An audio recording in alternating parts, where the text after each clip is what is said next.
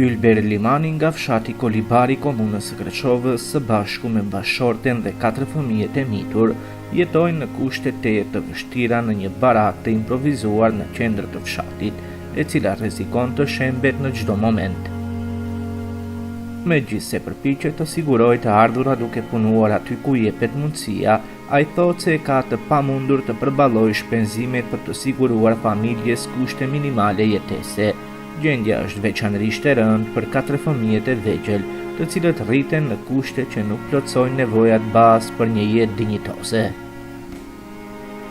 Përballë kësaj situate të vështirë sociale dhe ekonomike, Ylber Limani u bën apel njerëzve vullnetmirë dhe donatorëve që ta ndihmojnë familjen e tij për të siguruar një strehë të sigurt dhe një jetë më të mirë për fëmijët.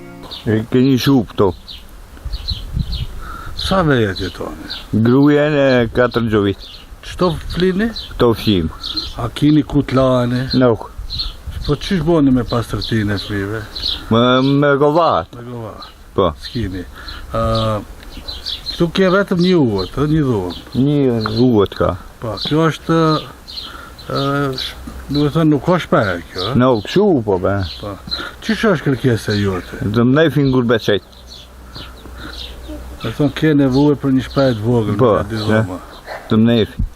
U shka mu të saj. Të kanë ndihmu deri tash dikush? Na bim për të hangër. Po, me nevoja jote është për një shpejë, ja? Po, social nuk mor, ma kanë nalë.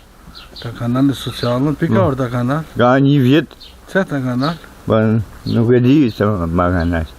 Çdo ndihmë, sado e vogël, mund të bëjë një ndryshim të madh për këtë familje, që po përballet me sfida të mëdha për mbijetesë.